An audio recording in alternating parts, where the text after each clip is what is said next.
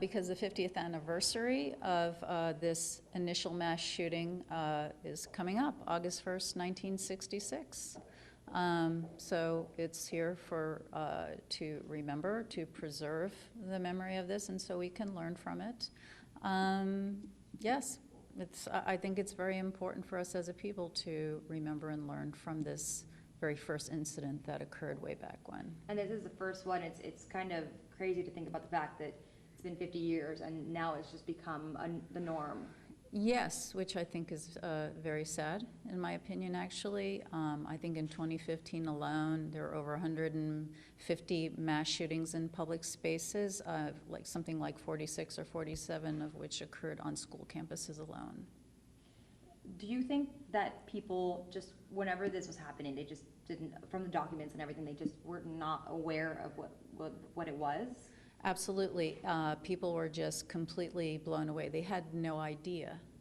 This, like I said, this was unprecedented. It took everyone by surprise, including the Austin Police Department.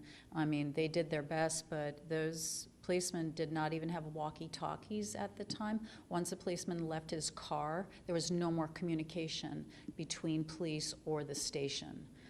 So those brave men who stormed the tower that day, it was 3 APD officers and a civilian.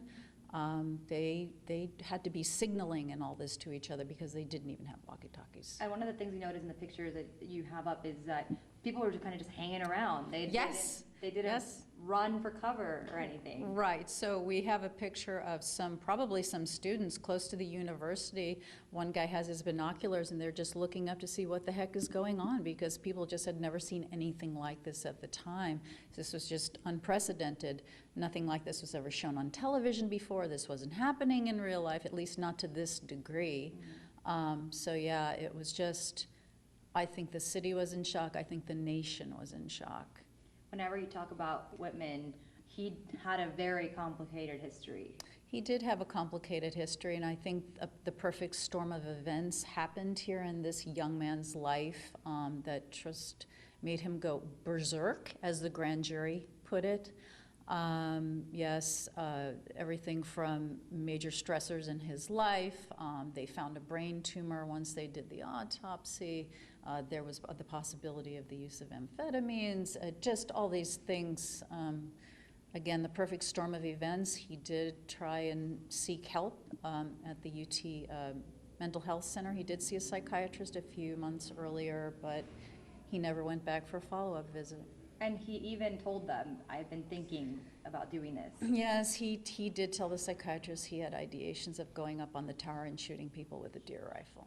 Yes, he did. And back then, they didn't have to do anything, right? Not to my knowledge. So the psychiatrist didn't feel he should be committed at that time. He was not showing signs of that. But he did suggest Whitman come back, follow up with him the next week and call him anytime he felt he had a problem. And Whitman did not do those things. Whenever you look at, we're not going to show this, but the suicide letters and everything. I mean, we don't want to glamorize him, but at the same time, do you think it's important to know who this person was? I think so. I think it provides context and some background, and it shows that this was a human being. This was, not to make any excuses whatsoever, this was a human being who did a completely monstrous, heinous act. That was a long time in the making, I think. We have a journal and an entry from 2 years earlier where he's noticing something's weird with his mental state.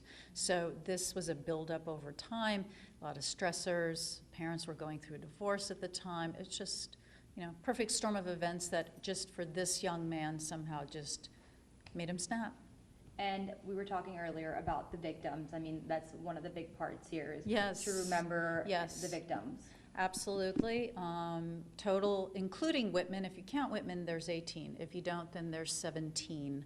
One individual died a week after the shooting, and then another individual died many years later of wounds that he had acquired during this incident. We were talking about one of them that was actually the grandson at KTBC, our station. Right. And the caption there reads that it wasn't until they were reading it live that he That's realized? right. So it was Paul Sontag was the victim, and I believe his grandfather was the anchor or the news director of KTBC, Paul Sontag. So that was his namesake, and they were reading the list of victims at Brackenridge. Joe Roddy, the reporter, was at the time, and Paul Bolton said, "Wait a minute, can you stop and read that list again? I think you've got my grandson there," right on the air. Do you think that whenever this was happening, a lot of people were kind of waiting in anticipation to hear who the victims were? I would imagine so. Yeah. I would imagine so, yeah. They read them live on the air. I believe it was at Brackenridge where they were reading the list of the victims and those who had been admitted to Brackenridge at that time.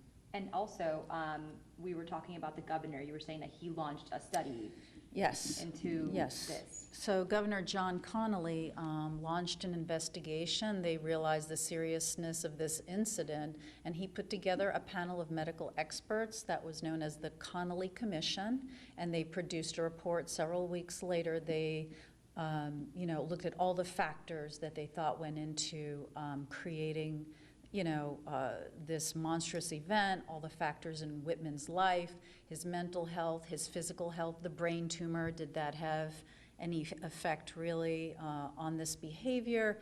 And then they made multiple recommendations so that future tragedies like that could be prevented. And I really feel at the time they thought this was just an aberration, and they were hoping that this was it. This was going to be it. We're going to figure this out, and then it's going to be done, and hopefully this won't happen again much. Obviously, that has not Yes. been the case. And that Connolly Commission report, by the way, is in our documents album, which is also in our exhibit. We have multiple reports in that exhibit, in the documents album, including police reports, lists from Brackenridge. We've got the UT psychiatric report and the Connolly Commission report.